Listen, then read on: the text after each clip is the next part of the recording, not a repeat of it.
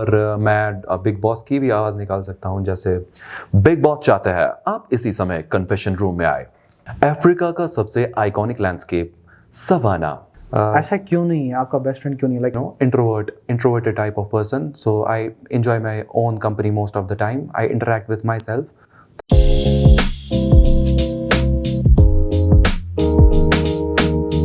Hello everyone, welcome to the first episode of college podcast series. मैं हूं वसीम मीर और आप देख रहे हैं कैंपस टीवी। जैसा कि आप जानते हैं, हमने कॉलेज में पॉडकास्ट सीरीज़ शुरू की है जिसमें हम डिफरेंट टॉपिक्स पे बात करने वाले हैं।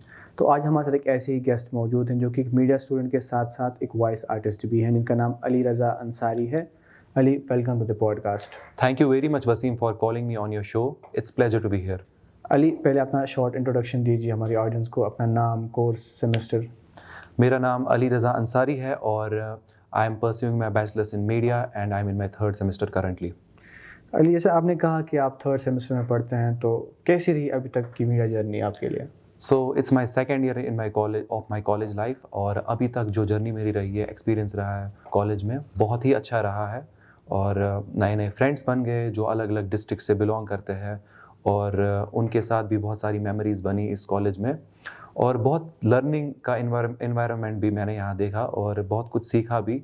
बहुत सारा क्रिटिसिज्म भी फेस करना पड़ा मुझे, but I didn't take that criticism in a negative way, I took it as a constructive way और उसकी वजह से मैंने बहुत कुछ सीखा इस कॉलेज में। जैसा कि आपने कहा आप मीडिया स्टडीज़ के स्टूडेंट हैं, तो आपने मीडिया स्टडीज़ का ही कोर्स क्यों लिया? इसी की डिग्री क्यों लिया? आप कुछ और भी तो कर सकते थे। इसका ये रीज़न है कि I always wanted to improve my communication skills. आवाज़ तो थी ही मेरे पास, but I wanted to improve my communication skills and team work and professionalism जैसे यहाँ काम करते हैं।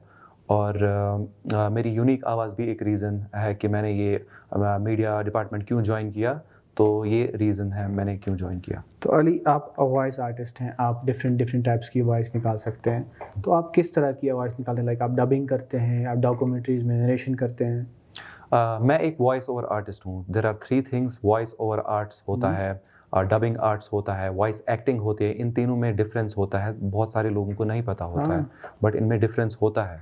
जैसे वॉइस एक्टिंग की अगर हम बात करें तो उनका वॉइस मॉड्यूलेशन बहुत अच्छा होता है। वो अपनी वॉइस के ज़रिए आप इमोशंस रिवील करते हैं।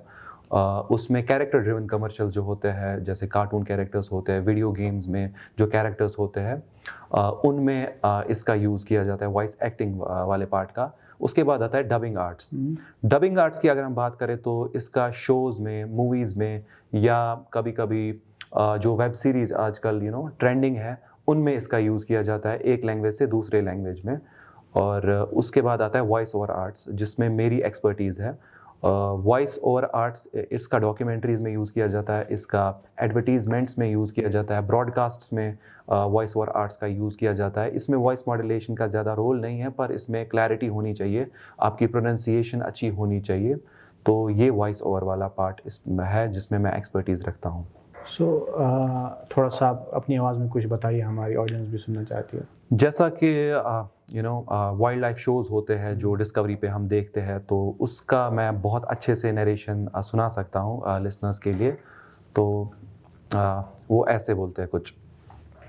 अफ्रीका का सबसे आइकॉनिक लैंडस्केप सवाना, ऐसा स्टेज जहां कुदरत के शानदार प्लेस होते हैं। ये जगह बिग फाइव के लिए जानी जाती है, पर यहाँ कुछ ऐसे भी जीव रहते हैं जिन्हें पहचानना हमारे लिए मुश्किल है। शिकारी से शिकार तक, इकोसिस्टम का ऐसा साइकिल जहां छोटे से बड़े जीव तक एनर्जी फ्लो होती रहती है। सवाना की जिंदगी के अनोखे दाने बाने में हर स्पीशीज एक खास रोल अदा करती है। So that's how it is narrated in documentaries जैसे वाइल्ड लाइफ शोज़ में होते हैं। तो इसमें I do better in this thing. और कुछ आवाज़? और मैं बिग बॉस की भी आवाज़ निकाल सकता हूँ। जैसे बिग बॉस चाहता है आप इसी समय कन्फेशन रूम में आए। So that's how it is done in big boss. आपको कैसे लगा कि आपके पास एक वॉइस, यूनिक वॉइस है? पहले से पता था कि नहीं, कि बीच में कभी आपको ऐसा?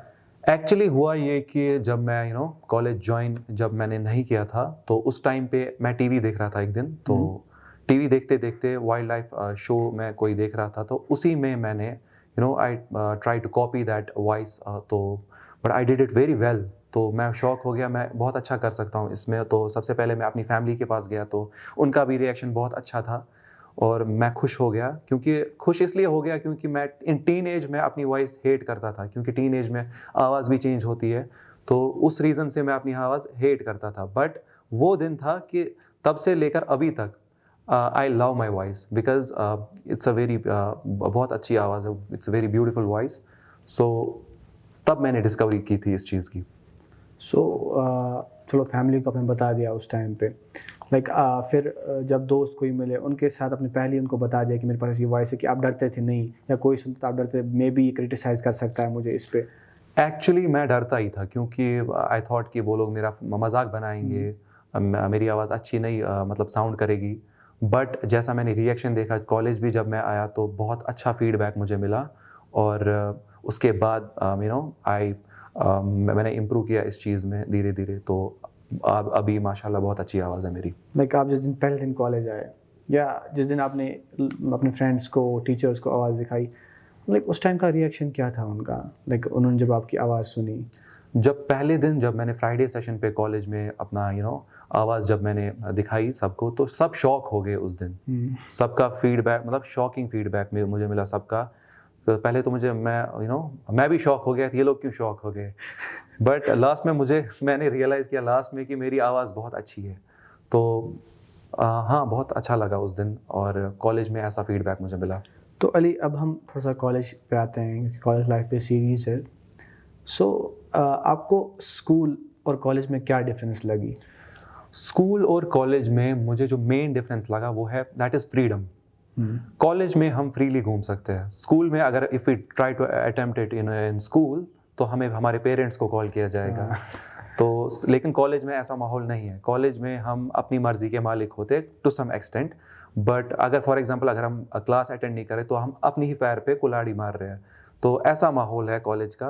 तो ये डिफरेंस मैंने कॉलेज में देखा, और यही डिफरेंस होता है कॉलेज और स्कूल में। तो जैसे कि आपने कहा कॉलेज के बारे में, तो कॉलेज में एक चीज़ है कि पढ़ाई भी होती है, फ़न भी होता है, फ्रेंड्स भी बनते हैं, और साथ साथ में ना बंक भी होता है। बंक मैंने अक्सर लोगों के मुंह से सुना है, भाई जी, बंक, जी। हम तो बंक करके वहाँ गए। तो आपने कभी कुछ ऐसा किया है, बंक्स वगैरह? नहीं, वैसे बंक तो नहीं किया है मैंने, बट एक दिन क्या हुआ कि हमने पेपर दिया, तो उसके बाद मुझे गाड़ी साथ थी। फ्रेंड्स ने बोला कि चलो, हम कैंटीन में चाय पी रहे थे, तो और उन्होंने बोला कि चलो घूमने जाते हैं। तो निकले हम घूमने, और उसके बाद अचानक से ड्राइव करते करते ही उन्होंने बोला कि चलो गुलमर्ग जाते हैं आज। उसके बाद हम सीधा गुलमर्ग गए उस दिन। तो ऐसी बहुत सारी मेमोरीज़ है जो कॉलेज ने मुझे दी है, जो बहुत यादगार है, जो मेरी लाइफ के साथ हमेशा रहने वाली है। तो कॉलेज में और स्कूल में आपने डिफरेंस बताया, तो कॉलेज में वो कौन सा इंपॉर्टेंट लेसन है जो तुमने सीखा? क्या कुछ चेंज आई तुम में कॉलेज के बाद?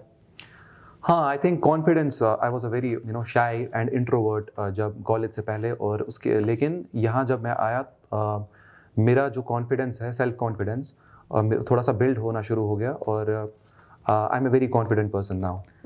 देखिए, स्कूल तक तो ठीक है, स्कूल तक जो हमारे क्लासमेट्स होते हैं, फ्रेंड्स होते हैं वगैरह, लेकिन स्कूल में हम उतने मैच्योर नहीं होते, लेकिन कॉलेज में आते आते हम मैच्योर हो जाते हैं। तो अभी के लिए प्रेजेंट में तुम्हारे डिपार्टमेंट में कोई दोस्त है, कॉलेज में कोई दोस्त है? देखिए, I am friends with everyone is nice to me, I am nice to everyone.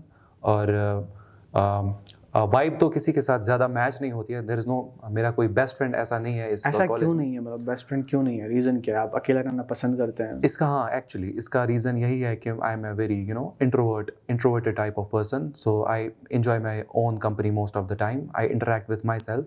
तो दैट्स द रीज़न मैं ऐसा हूँ। मैं हैशटैग्स पे आता हूँ। ओके, तो मैं आपको टीचर्स के नाम बताऊंगा, आप उनके साथ एक हैशटैग जोड़ दीजिएगा। ठीक है। तो पहले जो नाम होगा वो दानिश सर का होगा।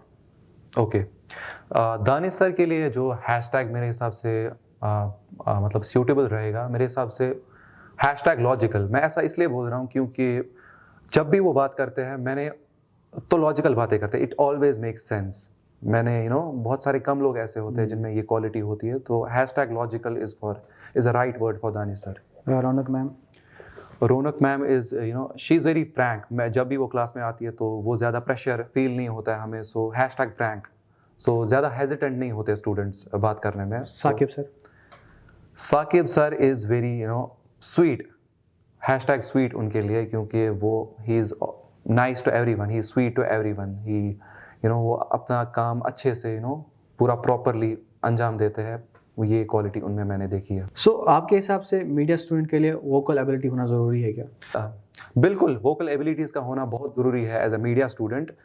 एक्सेप्ट प्रिंट एंड फोटोग्राफी, हर एक में आपके वोकल्स का यूज़ होता है, तो इसके साथ हम कॉम्प्रोमाइज़ नहीं कर सकते हैं।